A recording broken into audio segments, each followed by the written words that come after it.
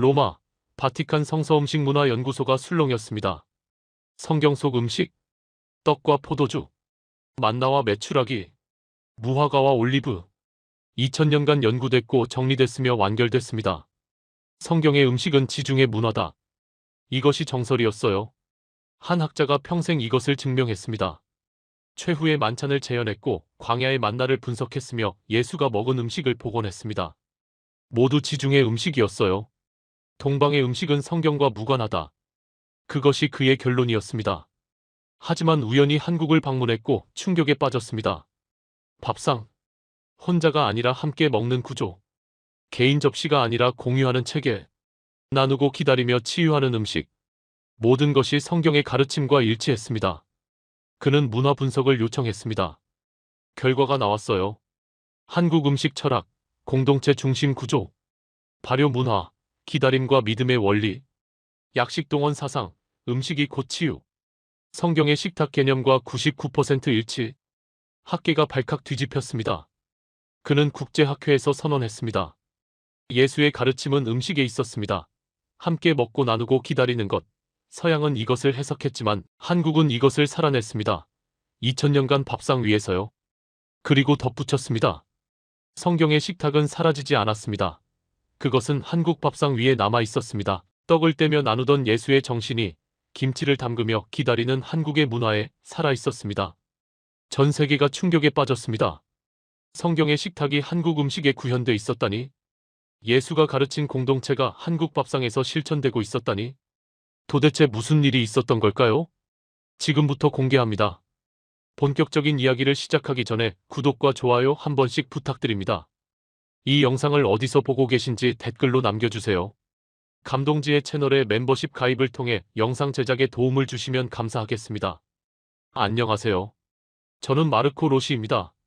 로마 그레고리안 대학교 성서음식문화학과 교수이자 바티칸 전례음식자문위원입니다. 제 전공은 성경 속 음식 연구예요. 특히 예수 시대의 식문화와 그 신학적 의미를 밝히는 일을 30년간 해왔습니다. 2024년 가을, 로마 제 연구실 책장에는 성경 음식 관련 책들이 가득했어요. 최후의 만찬과 유월절 음식, 광야의 만나, 예수가 먹은 생선과 떡. 모두 제가 연구하고 복원한 것들이었죠. 책상 위에는 제 최신 저서가 놓여 있었습니다. 제목은 예수의 식탁, 지중해 음식 문화의 신학. 서문을 읽었습니다. 성경의 음식은 지중해 문화권에 속한다. 떡은 밀로 만들었고, 포도주는 포도로 빚었으며 올리브유는 지중해 특산물이다. 예수가 먹은 생선은 갈릴리 호수의 물고기였고, 무화과는 팔레스타인 과일이었다. 모든 성경 음식은 이미 연구됐고 복원됐으며 신학적 의미가 밝혀졌다. 동방의 음식 문화는 성경과 무관하다. 이것이 제 결론이었습니다. 30년간 똑똑똑 문을 두드리는 소리에 고개를 들었습니다. 제 조교 루카가 들어왔어요. 교수님, 오늘 강의 준비되셨어요? 응, 최후의 만찬 재현이었지? 맞아요. 자료를 정리하며 일어섰습니다. 오후 2시, 실습실에서 학생 30명 앞에서 시연을 시작했어요. 테이블 위에 준비된 재료들, 무교병, 포도주, 허브, 올리브, 양고기. 오늘은 최후의 만찬을 재현하겠습니다. 학생들이 집중했습니다. 예수는 유월절 만찬을 드셨습니다. 유월절 음식은 정해져 있었죠. 무교병을 들어보였어요. 누룩 없는 떡입니다. 이집트 탈출을 기념하는 음식이죠. 예수는 이 떡을 들어 축사하시고 떼어서 제자들에게 나눠주셨습니다. 떡을 떼어 학생들에게 나눠줬습니다.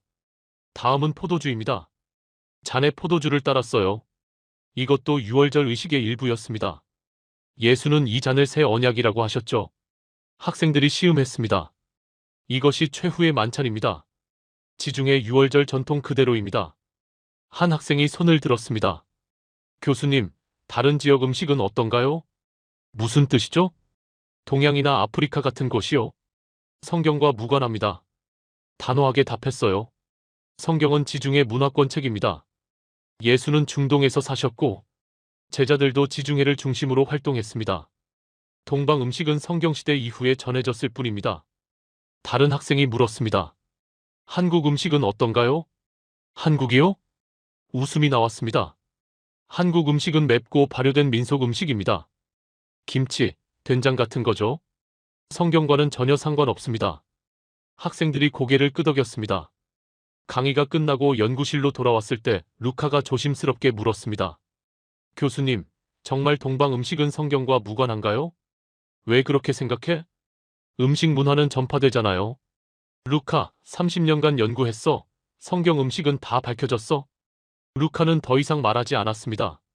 저녁, 집으로 돌아와 서재에 앉아 성경을 펼쳤습니다. 마가복음 14장을 천천히 읽었어요. 최후의 만찬 장면. 그들이 먹을 때에 예수께서 떡을 가지사 축복하시고 떼어 제자들에게 주시며 이르시되 받으라, 이것은 내 몸이니라 하시고, 또 잔을 가지사 감사 기도하시고 그들에게 주시니 다 이를 마시매. 읽고 또 읽었습니다. 떡을 떼어 나눔, 잔을 함께 마심. 이미 다 연구했어. 신학적 의미도 다 밝혀졌고. 고개를 저으며 책을 덮었습니다. 며칠 후 국제성서학회에서 이메일이 왔습니다. 제목은 동서 음식문화 비교 특별 세션 초청. 로시 교수님, 내년 봄 서울에서 열리는 학회에 초대합니다. 주제는 성경 음식 문화와 동아시아 음식 전통의 비교이며 특별히 한국 발효 음식과 성경적 기다림의 연결성을 논의하고자 합니다. 읽고 나서 어이가 없었습니다. 발효 음식과 성경을 연결하다니 억지야. 답장을 고민했습니다. 거절하고 싶었지만 바티칸 자문위원이라는 직함 때문에 어려웠어요. 답장을 보냈습니다. 초대 감사합니다. 참석하겠습니다. 하지만 솔직히 말씀드리면 성경 음식은 지중해 문화이며 동아시아 음식과는 본질적으로 다르다고 봅니다. 하지만 그때는 몰랐습니다. 그 확신이 완전히 무너질 줄은. 6개월 후 인천국제공항에 도착했습니다. 14시간의 긴 비행 끝이었어요. 봄이었습니다. 5월 초 입국장을 나오자 한 남성이 팻말을 들고 서 있었습니다. 마르코 로시 교수님. 다가가자 그가 공손하게 인사했습니다. 교수님, 박준호입니다. 연세대학교 음식신학연구소 소장입니다. 반갑습니다. 먼 길 오시느라 고생 많으셨습니다. 학회 전에 한국 전통 음식을 보여드리고 싶습니다. 한국 음식이요? 네, 직접 경험하시면 이해가 빠르실 겁니다. 약간 피곤했지만 고개를 끄덕였습니다. 차로 1시간을 달려 전주 한옥마을에 도착했어요. 전통 한정식집. 방으로 안내됐습니다. 상이 들어왔어요. 깜짝 놀랐습니다. 30가지가 넘는 반찬. 밥, 국, 김치, 나물, 생선, 고기. 한 상에 다 올라와 있었습니다. 이게 다 한 사람 것입니까? 아니요, 함께 먹는 겁니다. 박 소장이 설명했습니다. 한국 밥상은 개인 접시가 없습니다. 모두 함께 나눠 먹습니다. 같은 반찬을 같은 그릇에서요. 손이 멈췄습니다. 함께 먹는다고요? 네, 이것이 한국 식문화입니다. 왜 그렇게 합니까? 공동체니까요. 밥은 혼자 먹는 게 아니라 함께 먹는 거라고 생각합니다. 제 손이 떨렸습니다. 성경 구절이 떠올랐어요. 사도행전 2장 46절. 날마다 마음을 같이하여 성전에 모이기를 힘쓰고 집에서 떡을 떼며 기쁨과 순전한 마음으로 음식을 먹고 함께 먹음. 초대교회의 특징. 교수님, 드십시오. 박 소장이 권했습니다. 젓가락을 들었어요. 김치를 집으려는데 그 그릇에서 바로 드시면 됩니다. 내 접시에 덜지 않아도요? 네, 그냥 드시면 됩니다. 어색했지만 그대로 먹었습니다. 맛있었어요. 하지만 더 놀라운 건 박 소장도 같은 그릇에서 먹었습니다. 나누는 게 아니라 함께 먹는 것. 식사 후 호텔로 돌아와 노트북을 열었습니다. 성경을 다시 읽기 시작했어요. 예수의 식사 장면들. 오병이어. 마태복음 14장. 예수께서 떡 5개와 물고기 2마리를 가지사 하늘을 우러러 축사하시고 떡을 떼어 제자들에게 주심에 제자들이 무리에게 주니 떡을 떼어 나눔. 함께 먹음. 삭개오의 집. 누가복음 19장. 예수께서 삭개오에게 이르시되 오늘 내가 내 집에 유하여야 하겠다. 예수께서 그 집에 들어가 음식을 잡수시니 함께 먹음. 엠마오 제자들. 누가복음 24장. 그들과 함께 음식 잡수실 때에 떡을 가지사 축사하시고 떼어 그들에게 주시니 또 떡을 떼어 나눔. 패턴이 보였습니다. 예수는 항상 함께 먹었어요. 혼자 먹는 장면이 없었습니다. 손이 멈췄습니다. 다음 날 학회가 시작됐습니다. 연세대학교 국제회의장. 각국 성서학자 150명이 모였습니다. 개회사가 끝나고 첫 번째 발표. 한국 신학자의 성경 속 공동 식사. 예수의 기적 대부분이 식사와 연결됩니다. 슬라이드가 넘어갔습니다. 5병이여, 7병이여, 가나 혼인잔치, 최후의 만찬. 예수는 먹는 행위를 통해 가르치셨습니다. 나눔, 공동체, 하나님 나라. 모두 식탁에서 이루어졌습니다. 손으로 메모했습니다. 식탁, 공동체, 나눔. 점심시간, 박준호 소장과 대화했습니다. 박 소장님, 질문이 있습니다. 네, 말씀하세요. 왜 예수는 항상 함께 먹으라고 했을까요? 그게 하나님 나라니까요. 무슨 뜻입니까? 박 소장이 설명했습니다. 하나님 나라는 혼자가 아닙니다. 함께입니다. 함께 먹고, 함께 나누고, 함께 웃습니다. 예수는 그것을 식탁으로 보여주신 겁니다. 제 손이 떨렸습니다. 그럼 음식은 가르침의 도구입니까? 도구가 아니라 가르침 그 자체입니다. 함께 먹는 것, 그 자체가 복음입니다. 눈물이 날 것 같았습니다. 오후, 한국 전통 장 담그기 체험. 한 전통 가옥. 항아리들이 줄지어 있었어요. 된장, 간장, 고추장. 이것들이 뭡니까? 장입니다. 할머니가 설명했습니다. 발효 음식입니다. 얼마나 걸립니까? 된장은 최소 1년, 간장은 2년, 고추장은 6개월. 그렇게 오래요? 네, 기다려야 합니다. 빨리 만들 수 없나요? 빨리 만들면 맛이 없습니다. 시간이 필요합니다. 제 손이 멈췄습니다. 기다림, 시간. 성경 구절이 떠올랐어요. 요한복음 12장 24절. 내가 진실로 진실로 너희에게 이르노니 한 알의 밀이 땅에 떨어져 죽지 아니하면 한 알 그대로 있고 죽으면 많은 열매를 맺느니라. 죽음, 기다림, 열매. 발효와 같았습니다. 저녁 호텔로 돌아와 노트를 정리했습니다. 예수와 식사. 5병이여, 함께 먹음 나눔. 5,000명 공동체. 삭개오집, 함께 먹음 용서. 죄인과 함께. 엠마오, 함께 먹음 계시. 떡 뗄 때 눈뜸. 최후의 만찬, 함께 먹음 언약. 새 언약. 패턴, 예수는 혼자 안 먹음. 항상 함께. 식사가 곧 가르침. 나눔이 곧 복음. 한국 음식과의 유사성. 한국 밥상 함께 먹음. 개인 접시 없음. 나누는 구조. 공동체 중심. 의문, 왜 비슷한가? 우연인가? 아니면 같은 원리인가? 노트를 덮으며 중얼거렸습니다. 30년간 음식을 연구했는데 왜 예수가 항상 함께 먹으라고 했는지 몰랐어. 식탁이 곧 공동체였는데 한국이 그걸 알고 있었어. 학회 둘째 날. 성서 음식문화 비교 세션. 제가 발표자로 나섰습니다. 오전 10시 무대에 올랐어요. 제목은 최후의 만찬, 지중해 6월절 전통.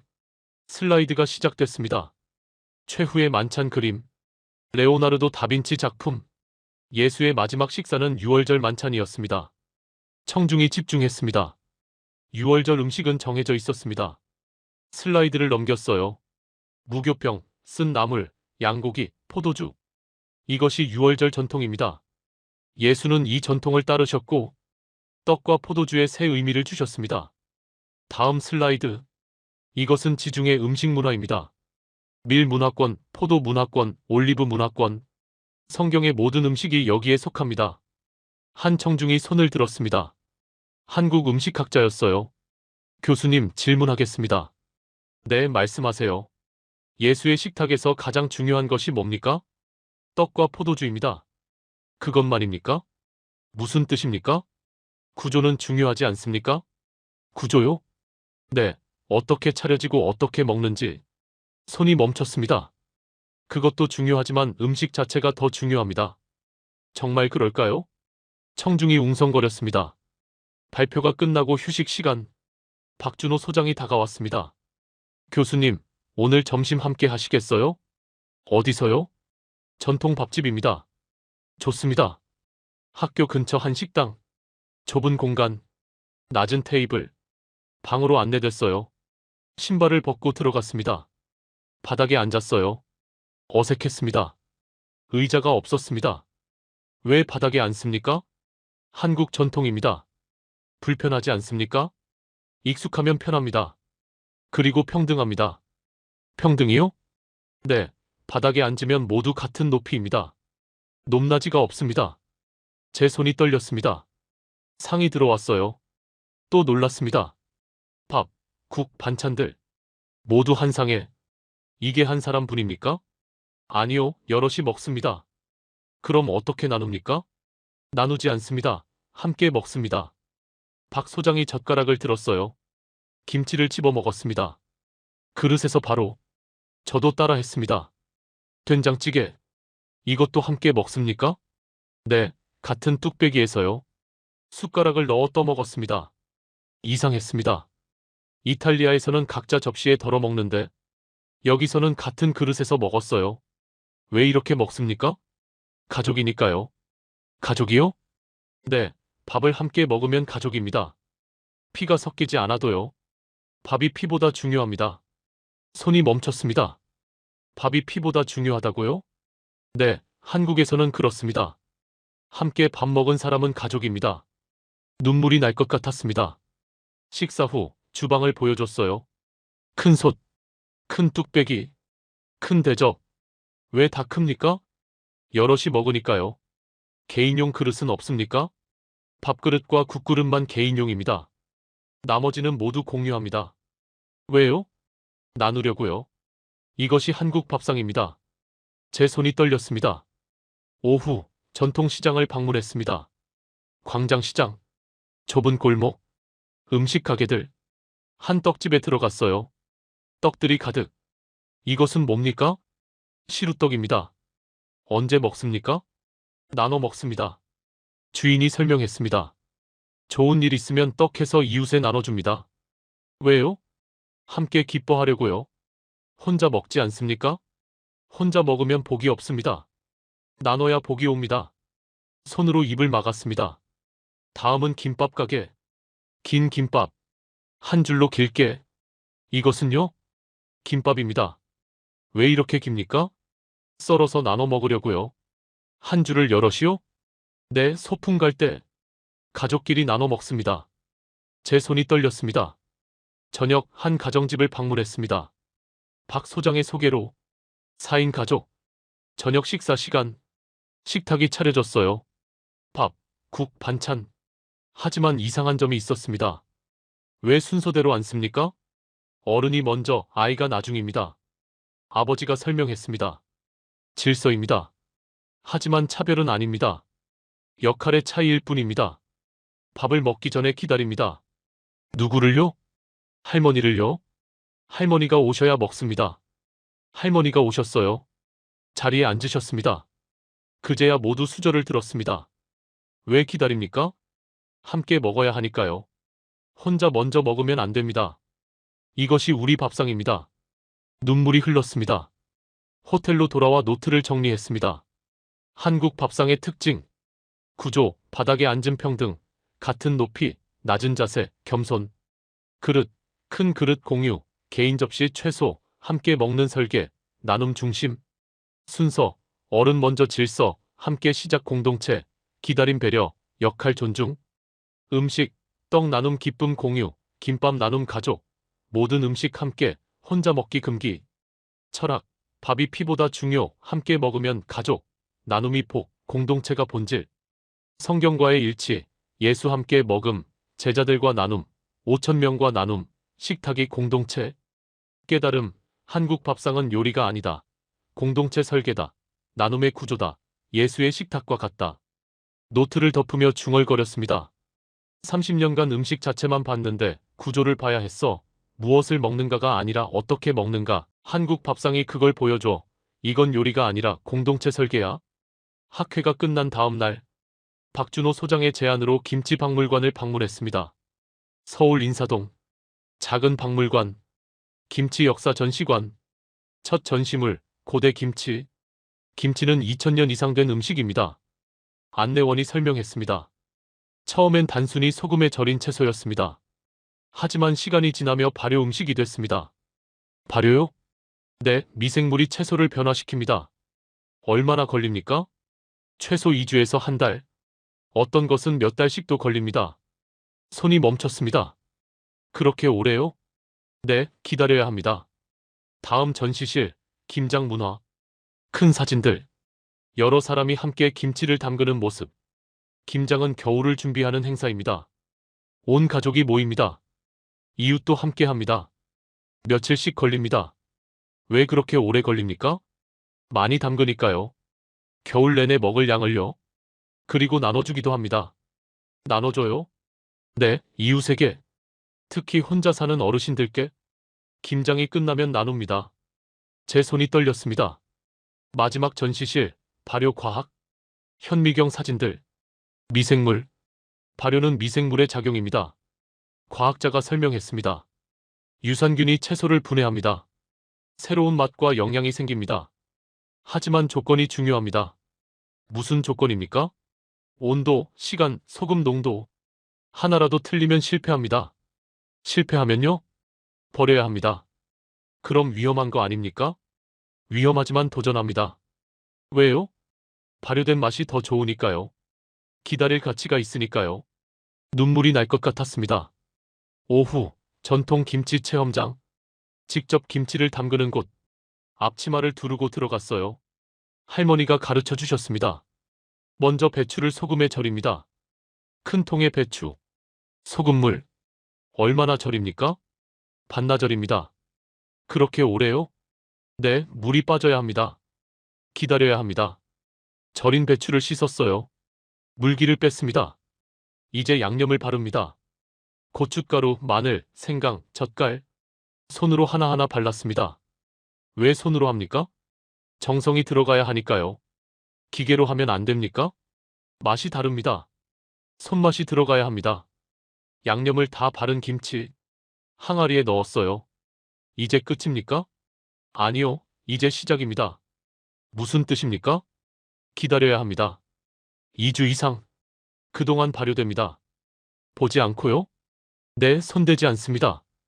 믿고 기다립니다. 제 손이 떨렸습니다. 저녁 호텔로 돌아와 성경을 펼쳤습니다. 요한복음 12장 24절. 내가 진실로 진실로 너희에게 이르노니 한 알의 밀이 땅에 떨어져 죽지 아니하면 한 알 그대로 있고 죽으면 많은 열매를 맺느니라. 한 알의 밀, 땅에 떨어짐, 죽음, 기다림, 열매. 김치와 같았습니다. 배추를 소금에 절임, 죽이는 것, 항아리에 묻음, 땅에 묻는 것, 2주 기다림, 발효, 새로운 맛, 열매. 손이 떨렸습니다. 갈라디아서 5장 22절. 오직 성령의 열매는 사랑과 희락과 화평과 오래 참음과 자비와 양선과 충성과 오래 참음, 인내, 기다림, 발효의 원리.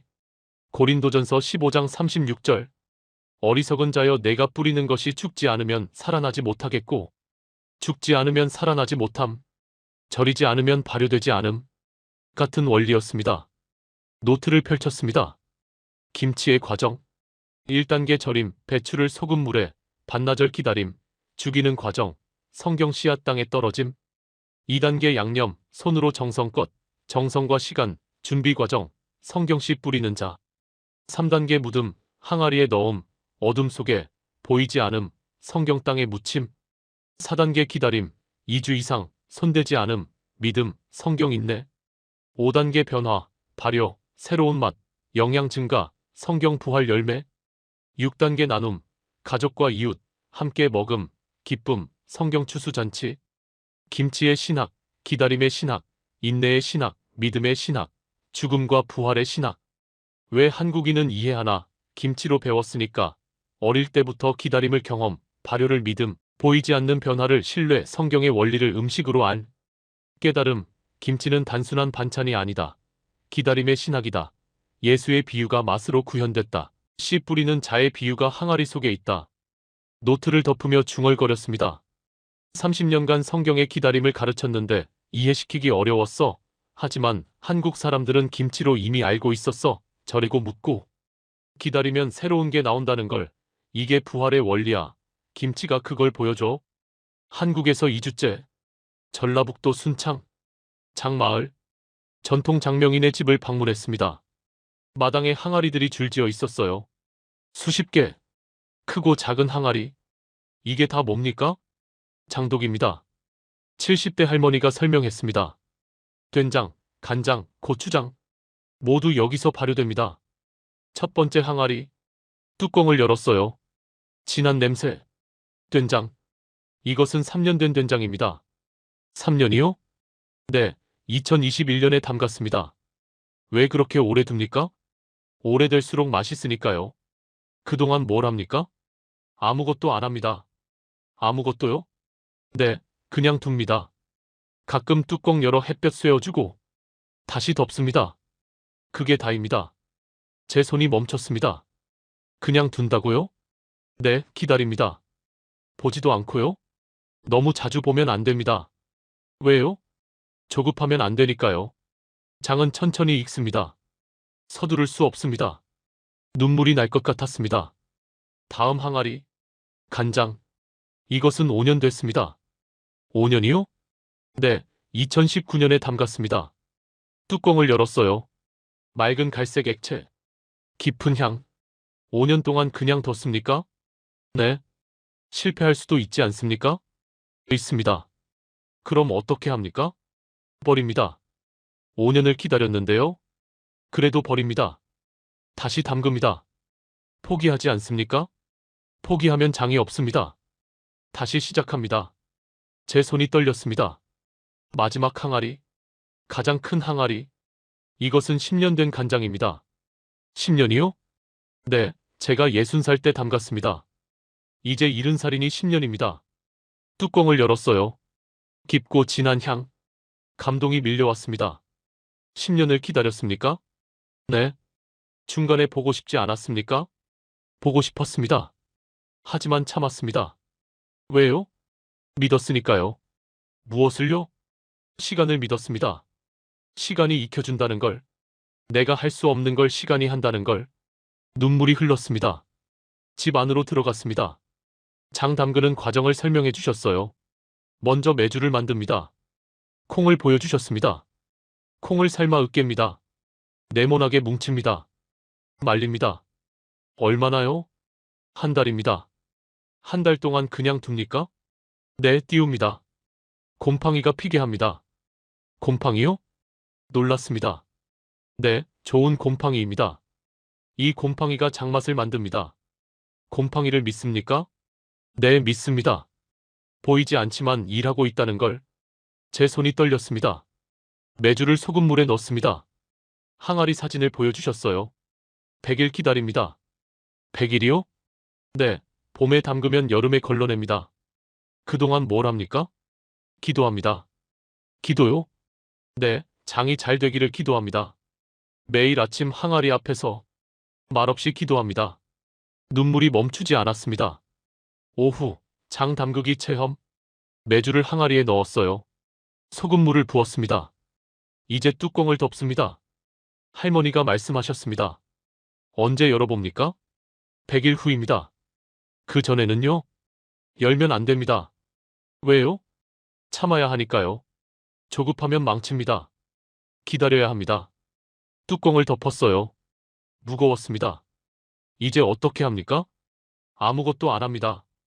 그냥 믿습니다. 보이지 않지만 일이 일어나고 있다고 그것을 믿습니다. 제 손이 떨렸습니다. 저녁 호텔로 돌아와 성경을 펼쳤습니다. 히브리서 11장 1절. 믿음은 바라는 것들의 실상이요 보이지 않는 것들의 증거니. 보이지 않는 것들. 항아리 속 발효. 증거. 시간이 지나면 드러남. 믿음. 기다림. 같았습니다. 마가복음 4장 26절부터 28절. 또 이르시되 하나님의 나라는 사람이 씨를 땅에 뿌림과 같으니 그가 밤낮 자고 깨고 하는 중에 씨가 나서 자라되 어떻게 그리 되는지를 알지 못하느니라. 땅이 스스로 열매를 맺되 처음에는 싹이요 다음에는 이삭이요 그 다음에는 이삭의 충실한 곡식이라. 씨가 나서 자라되 어떻게 그리 되는지 알지 못함. 장도 그랬습니다. 항아리 속에서 익되 어떻게 그리 되는지 알지 못함. 하지만 믿음. 로마서 8장 24절부터 25절. 우리가 소망으로 구원을 얻었음에 보이는 소망이 소망이 아니니 보는 것을 누가 바라리요? 만일 우리가 보지 못하는 것을 바라면 참음으로 기다릴지니라. 보지 못하는 것을 바람. 참음으로 기다림. 장 담그는 것과 같았습니다. 노트를 펼쳤습니다. 장의 과정. 메주 만들기, 콩 삶아 뭉침, 한 달 말림, 곰팡이 발생, 보이지 않는 변화, 성경씨 뿌림, 소금물 담금, 매주 넣음, 뚜껑 덮음, 100일 기다림, 열지 않음, 성경 믿음, 발효, 보이지 않는 곳, 미생물 작용, 아무도 모름, 시간이 일함, 성경 하나님 일하심, 기도음 매일 아침, 항아리 앞, 말없이, 믿음 표현, 성경 기도, 결과, 100일 후 개봉, 간장 된장 분리, 새로운 맛, 열매, 성경 추수, 실패 가능성, 때로 실패, 버림, 다시 시작, 포기 않음, 성경 인내, 장애 신학, 말 없는 신앙, 보이지 않는 것 믿음, 시간 신뢰, 기다림의 기도, 인내의 실천. 왜 한국인은 이해하나? 장으로 배웠으니까. 어릴 때부터 기다림을 봄, 보이지 않는 변화를 신뢰, 100일 참음을 경험, 실패해도 다시 도전, 성경 원리를 삶으로 알. 깨달음, 장은 단순한 양념이 아니다. 말 없는 신앙이다. 보이지 않는 것을 믿는 것. 기도와 너무 닮았다. 성경이 말한 믿음이 항아리 속에 있다. 노트를 덮으며 중얼거렸습니다. 30년간 믿음을 가르쳤는데 학생들은 이해 못했어. 보이지 않는 것을 어떻게 믿냐고. 하지만 한국 사람들은 장으로 알고 있었어. 항아리 덮고 100일 기다리면 된다는 걸, 보이지 않아도 일이 일어난다는 걸. 이게 기도야. 장이 그걸 보여줘. 한국에서 3주째 서울국립민속박물관, 한국식문화전시관, 박준호 소장과 함께 관람했습니다. 첫 전시실, 밥상의 역사, 조선시대 밥상 재현, 낮은 상, 둥근 형태. 이것이 전통 밥상입니다. 박 소장이 설명했습니다. 왜 둥급니까? 모서리가 없으니까요. 무슨 의미입니까? 차별이 없다는 뜻입니다. 위아래가 없습니다. 모두 평등합니다. 제 손이 멈췄습니다. 다음 전시물, 수저. 젓가락과 숟가락. 한국은 젓가락과 숟가락을 함께 씁니다. 왜 둘 다 필요합니까? 역할이 다르니까요. 숟가락은 밥과 국, 젓가락은 반찬. 둘 다 있어야 식사가 됩니다. 하나만으로는 부족합니까? 네, 조화가 필요합니다. 손이 떨렸습니다. 전시실 깊숙이, 약식동원 설명. 큰 글씨로 쓰여 있었어요. 이게 뭡니까? 약식동원입니다. 무슨 뜻입니까? 약과 음식의 근원이 같다는 뜻입니다. 음식이 곧 약입니다. 치유합니다. 제 손이 떨렸습니다. 성경 구절이 떠올랐어요. 에스겔 47장 12절. 그 열매는 먹을 만하고 그 잎사귀는 약 재료가 되리라. 음식과 치유. 같은 원리. 오후 한의원을 방문했습니다. 전통 한의원. 약재들이 가득. 한의학에서 음식은 무엇입니까? 한의사에게 물었습니다. 치유입니다. 약과 같습니까? 약보다 중요합니다. 왜요? 매일 먹으니까요. 약은 아플 때만 먹지만 음식은 매일 먹습니다. 그래서 더 중요합니다. 어떤 음식이 좋습니까? 따뜻한 음식입니다. 국, 찌개, 죽. 몸을 따뜻하게 합니다. 왜 따뜻해야 합니까? 생명이 따뜻하니까요. 차가우면 병입니다. 따뜻해야 건강합니다. 제 손이 떨렸습니다. 그리고 함께 먹어야 합니다. 왜요? 혼자 먹으면 마음이 차갑습니다. 함께 먹으면 마음이 따뜻합니다. 마음이 따뜻해야 몸도 건강합니다. 눈물이 났습니다. 저녁 한 요양병원을 방문했습니다. 박 소장의 소개로 노인 환자들이 모여 있었어요. 저녁 식사 시간. 식당. 환자들이 모였습니다. 왜 함께 먹습니까? 간호사에게 물었습니다. 혼자 먹으면 우울하니까요. 함께 먹으면 기분이 좋아집니다. 음식이 더 맛있습니다. 그게 치유입니까? 네, 외로움이 병입니다. 함께 있는 것이 약입니다. 한 할머니가 밥을 못 드시고 계셨어요. 옆 환자가 국을 떠다 드렸습니다. 괜찮으세요? 천천히 드세요. 서로 돌봤습니다. 제 눈에서 눈물이 흘렀습니다. 다음 날 성경을 다시 정리했습니다. 예수의 식탁 원리. 첫째, 함께 먹음. 오병이어 5,000명 함께 나눔. 최후의 만찬, 제자들 함께 공동체. 엠마오, 제자들 함께 계시. 둘째, 나눔. 떡을 떼어 나눔, 물고기 나눔, 포도주 나눔. 개인 소유 없음, 공유. 셋째, 치유. 38년 병자 치유 후 먹으라. 나사로 살린 후 먹을 것 주라. 베드로 장모 치유 후 음식 대접. 음식과 치유 연결. 넷째, 기다림. 씨 뿌리는 자 비유, 겨자씨 비유, 포도원 비유. 모두 시간 필요, 인내. 한국 밥상 원리. 첫째, 함께 먹음. 둥근 상 평등. 같은 그릇 공유, 함께 시작 기다림. 예수와 일치. 둘째, 나눔. 떡 나눔, 김밥 나눔, 반찬 공유. 개인 접시 최소, 나눔 중심. 예수와 일치. 셋째, 치유. 약식 동원, 음식이 약, 따뜻한 음식 생명, 함께 먹기 치유. 예수와 일치. 넷째, 기다림. 김치 발효 2주, 장 담그기 100일, 인내와 믿음. 예수 비유와 일치. 노트에 큰 글씨로 적었습니다. 예수의 식탁과 한국 밥상은 같았다. 함께 먹어라. 한국 밥상 공유 구조. 나누어라. 한국 반찬 나눔. 기다려라. 한국 발효 문화. 치유하라. 한국 약식 동원. 모두 일치한다. 우연이 아니다. 같은 원리다. 예수가 가르친 것, 한국이 실천한 것. 2000년간 호텔방에서 박 소장에게 전화했습니다. 박 소장님, 질문이 있습니다. 네, 말씀하세요. 한국 사람들은 성경을 알고 음식을 만들었습니까? 아니요. 대부분 기독교 전래 전부터 있었습니다. 그럼 왜 이렇게 비슷합니까? 잠시 침묵. 아마도 박 소장이 조심스럽게 말했습니다. 하나님이 준비하신 게 아닐까요? 무엇을요? 복음을 받을 문화를요. 음식을 통해 성경 원리를 살게 하신 거죠. 기독교가 오기 전부터요. 제 손이 떨렸습니다. 그래서 한국 사람들이 복음을 쉽게 이해합니까? 그럴 수 있습니다. 함께 먹고 나누고 기다리는 것. 이미 밥상에서 배웠으니까요. 예수가 가르친 것을. 눈물이 흘렀습니다. 노트 마지막 페이지에 적었습니다. 결론, 한국은 음식을 통해 복음을 살고 있었다. 의도하지 않았지만 문화 속에 새겨져 있었다. 함께 먹기 공동체, 나눔 사랑, 기다림 믿음, 치유 은혜. 이것이 예수의 가르침이다. 이것이 한국 밥상이다. 둘은 같다. 노트를 덮으며 중얼거렸습니다. 30년간 예수의 식탁을 연구했는데 멀리 있는 줄 알았어. 하지만 한국 밥상이 바로 그거였어. 함께 먹고 나누고 기다리고 치유하는 것. 예수가 그렇게 가르쳤고 한국이 그렇게 살았어. 6개월 후 로마 바티칸 국제성서음식학회. 저는 특별 기조연설자로 초대됐습니다. 제목은 예수의 식탁, 동방에서 발견한 살아있는 복음. 발표 전날 밤 호텔방에서 긴장했습니다. 받아들여질까? 아니면 이단으로 몰릴까? 루카가 전화했습니다. 교수님, 내일 준비되셨어요? 글쎄 모르겠어. 왜요?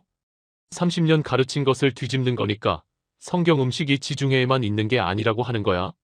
하지만 진실이잖아요. 진실이 문제가 아니야. 사람들은 익숙한 것을 원해. 교수님은 더 깊은 진리를 보여주시는 거예요. 그래, 해야지. 다음 날 강당에는 성서학자와 음식학자 400명이 모였습니다. 각국 전문가들, 30년 함께 연구한 사람들. 무대에 올라 마이크 앞에 섰습니다. 심호흡을 하고 입을 열었습니다. 여러분, 마르코 로시입니다. 오늘 고백하겠습니다. 술렁거림이 이렇습니다. 30년간 저는 절반만 봤습니다. 침묵. 성경 음식을 연구했지만 무엇을 먹는가만 봤습니다. 어떻게 먹는가는 보지 못했습니다. 첫 슬라이드, 최후의 만찬. 우리는 떡과 포도주에 집중했습니다. 웅성거림. 하지만 예수가 강조한 것은 따로 있었습니다. 슬라이드를 넘겼어요. 함께 먹으라. 마가복음 14장 9절. 박수가 나오기 시작했습니다. 젊은 학자들에게서 떡을 떼어 제자들에게 주시며 함께 먹는 것. 이것이 핵심이었습니다. 다음 슬라이드, 한국 밥상. 더 많은 박수. 한국에서 저는 발견했습니다. 예수의 식탁이 살아있는 것을. 슬라이드, 둥근 밥상. 둥근 상, 평등. 같은 그릇, 나눔. 함께 시작, 공동체. 예수가 가르친 그대로입니다. 슬라이드를 넘겼어요. 김치 담그는 과정. 김치입니다. 2주에서 한 달 기다립니다. 보이지 않는 변화를 믿습니다. 요한복음 12장 24절 9절. 한 알의 밀이 땅에 떨어져 죽지 아니하면 김치도 같습니다. 배추를 절여 죽이고 항아리에 묻고 기다리면 새로운 맛이 납니다. 부활입니다. 기립박수, 절반이 일어섰습니다. 한 이탈리아 원로 교수가 일어섰습니다. 로시 교수님, 이것은 지나친 해석입니다. 김치와 성경을 연결하다니. 지나치지 않습니다. 단호하게 답했습니다. 원리가 같습니다. 다음 슬라이드, 장 담그기. 된장입니다. 3년, 5년, 10년 기다립니다. 보이지 않지만 믿습니다. 히브리서 11장 1절 9절. 믿음은 바라는 것들의 실상이요, 보이지 않는 것들의 증거니. 장도 같습니다. 항아리를 덮고, 100일 열지 않고, 믿고 기다립니다. 이것이 믿음입니다. 전체가 일어섰습니다. 약식 동원입니다. 슬라이드. 음식이 곧 약입니다. 치유합니다. 에스겔 47장 12절 9절. 그 잎사귀는 약 재료가 되리라. 한국 사람들은 압니다. 음식이 치유한다는 것을. 따뜻한 국이 위로하고 함께 먹는 것이 외로움을 낫게 합니다. 예수도 그렇게 가르치셨습니다.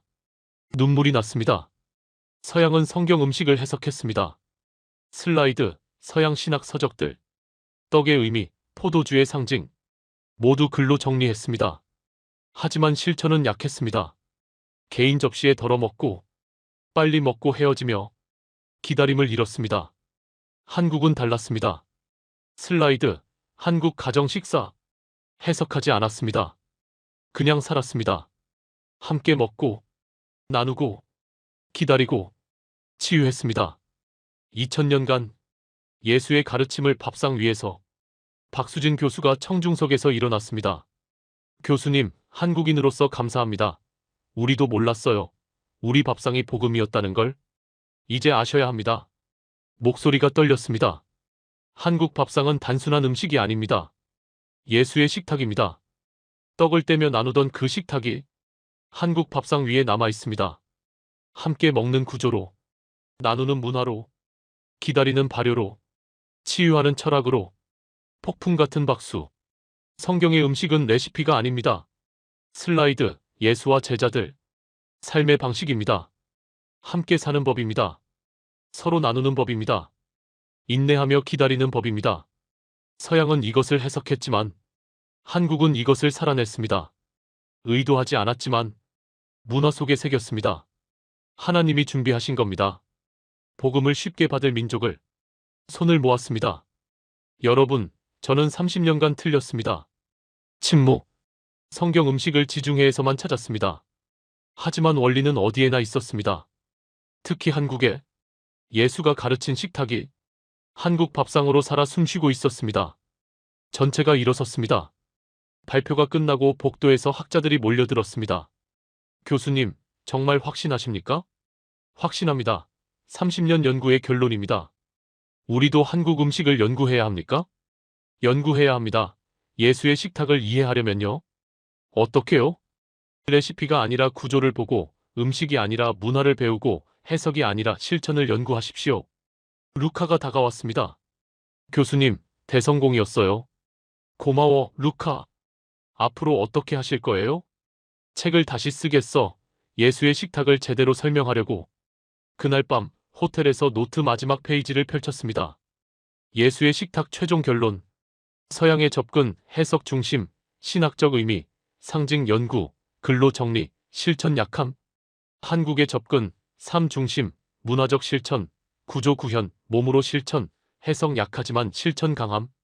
결과, 서양 이론 발달, 하지만 식탁 문화 약화, 개인주의 심화, 공동체 약함.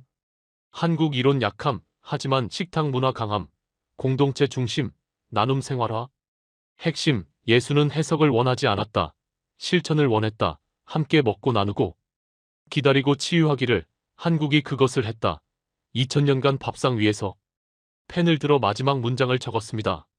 30년간 성경 음식을 연구했지만 음식 자체만 봤다. 구조를 봐야 했다. 서양은 떡과 포도주를 해석했지만 한국은 함께 먹고 나누는 것을 살았다. 예수의 식탁은 사라지지 않았다. 그것은 한국 밥상 위에 남아 있었다. 학회가 끝난 다음 날 아침, 혼자 로마 거리를 걸었습니다. 콜로세움을 지나 트레비 분수를 거쳐 산타마리아 성당으로. 초대교회 유적지, 지하 카타콤. 예수를 따르던 사람들이 숨어 예배하던 곳. 벽화가 남아 있었어요.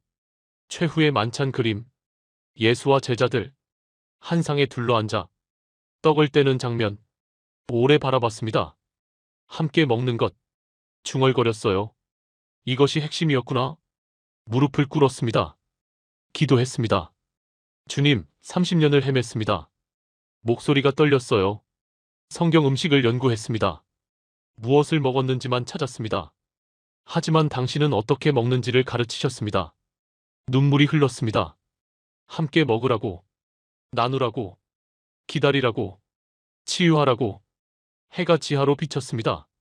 작은 창문을 통해 한국에서 찾았습니다. 당신의 식탁을 2000년 전 모습 그대로 함께 먹고 나누는 것을 손을 모았습니다. 용서하십시오. 서양 교회는 해석만 했습니다. 신학을 만들고 교리를 세웠지만 실천은 이렇습니다. 개인 접시에 덜어먹고 혼자 빨리 먹으며 공동체를 잃었습니다. 하지만 한국은 달랐습니다. 신학은 약했지만 실천이 강했습니다. 당신의 식탁을 밥상 위에 남겼습니다. 한참을 울었습니다. 시간이 얼마나 지났을까?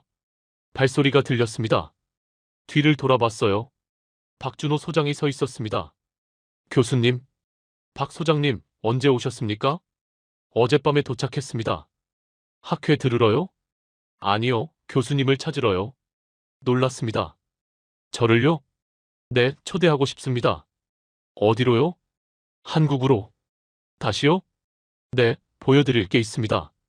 일주일 후, 한국. 전라남도 순천. 작은 시골 마을. 박 소장과 함께. 왜 여기입니까? 교수님께 마지막으로 보여드리고 싶은 게 있습니다. 한 초가집. 80대 노부부가 사셨어요. 마당의 항아리들. 안녕하세요. 할머니가 반갑게 맞았습니다. 멀리서 오셨어요. 같이 저녁 드실까요? 부엌. 할머니가 음식을 준비하셨어요. 된장찌개, 김치, 나물. 간단하지만 정성껏 준비했어요. 방으로 들어갔습니다. 낮은 상, 둥근 모양.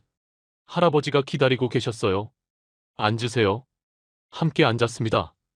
할머니가 밥을 퍼오셨어요. 된장찌개를 가운데 놓으셨습니다. 같이 먹어요. 할머니는 안 드십니까? 저도 먹죠. 옆에 앉으셨습니다. 할아버지가 숟가락을 드셨어요. 먹읍시다. 모두 수저를 들었습니다. 된장찌개 같은 뚝배기에서 숟가락을 넣어 떠먹었습니다. 따뜻했어요. 깊은 맛. 김치 같은 접시에서 젓가락으로 집어 먹었습니다. 할머니도 같은 접시에서 드셨어요. 할아버지도, 박 소장도, 저도 아무 말이 없었습니다. 그냥 먹었어요. 함께, 조용히, 평화롭게. 눈물이 났습니다. 왜 우세요? 할머니가 물으셨습니다. 행복해서요. 밥이 맛있어요? 네. 밥보다 함께 먹는 게 행복합니다.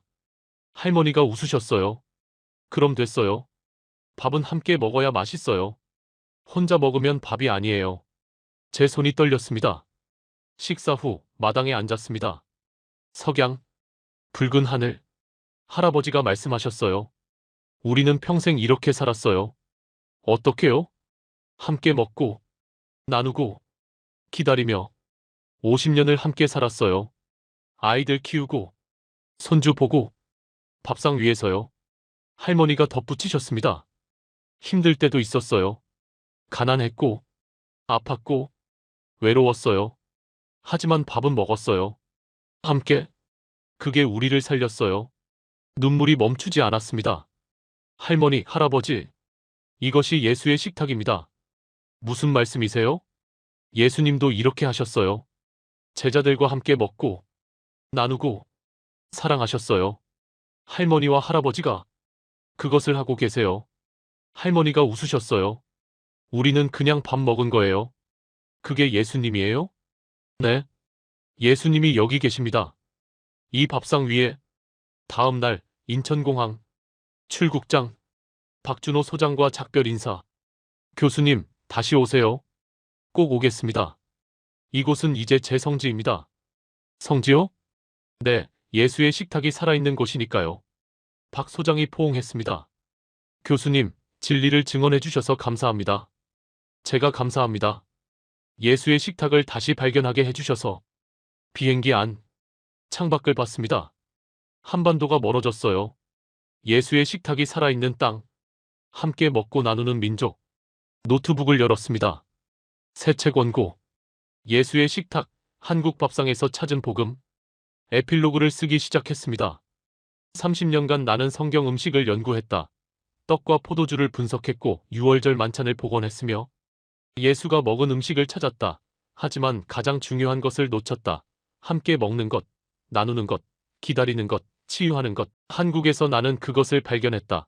둥근 밥상 위에서 같은 그릇을 나누며 김치를 기다리고 장을 믿으며 함께 먹는 것으로 치유하는 것을. 이것이 예수의 식탁이었다. 레시피가 아니라 삶의 방식이었다. 서양은 이것을 해석했지만 한국은 이것을 살았다. 의도하지 않았지만 문화 속에 새겼다. 마지막 문장을 썼습니다. 예수는 십자가에서 돌아가셨지만 그의 식탁은 사라지지 않았다. 제자들이 이어갔고 초대교회가 지켰으며 2000년을 흘러 한국 밥상 위에 남았다. 함께 먹고 나누고 기다리며 치유하는 그 식탁이 시골 마을 노부부의 저녁상에, 요양병원 할머니들의 점심상에, 평범한 가정의 아침상에 여전히 차려지고 있다. 예수의 식탁은 끝나지 않았다. 계속되고 있다. 한국에서. 저장. 눈을 감았습니다. 목에 찬 십자가 목걸이를 만졌습니다. 기도했습니다. 주님, 감사합니다. 30년 만에 깨닫게 하시고 틀렸던 저를 바로잡아 주시고 당신의 식탁이 무엇인지 알게 하셨습니다. 이제 가르치겠습니다. 학생들에게 세상에 성경 음식은 레시피가 아니라 삶이라고, 함께 먹고 나누고 기다리며 치유하는 것이라고, 그리고 그것이 한국에서 아직 계속되고 있다고. 감사합니다. 창밖으로 해가 떠올랐습니다. 새로운 날, 새로운 이해, 밥상처럼, 함께처럼, 예수의 식탁처럼. 오늘 이 영상이 여러분께 깊은 울림을 전했기를 바랍니다. 30년간 성경 음식을 연구했던 한 학자가 한국에서 발견한 진실은 음식이 무엇인가가 아니라 어떻게 먹는가였다는 것입니다. 예수는 제자들과 함께 먹고 떡을 떼어 나누며 기다림을 가르치고 음식으로 치유하셨습니다. 서양 교회는 2000년간 이것을 신학으로 해석했지만 실천은 약해졌습니다. 하지만 한국은 둥근 밥상에서 함께 먹고 같은 그릇을 나누며 김치와 장을 기다리고 약식동원으로 치유하며 예수의 식탁을 문화 속에 살려왔습니다. 함께 먹으면 가족이 되고 나누면 복이 오며 기다리면 새로운 맛이 나고 따뜻한 음식은 마음을 치유합니다. 이것이 예수가 가르친 하나님 나라였고 한국 밥상이 2000년간 실천해온 복음이었습니다. 예수의 식탁은 사라지지 않았고 한국 밥상 위에서 지금도 계속되고 있습니다. 이 영상이 전하는 메시지에 공감하셨다면 소중한 응원과 함께 여러분의 생각을 댓글로 남겨주세요. 구독과 좋아요는 다음 영상 제작에 큰 도움이 됩니다. 감동지의 채널의 멤버십 가입을 통해 영상 제작에 도움을 주시면 감사하겠습니다. 감사합니다.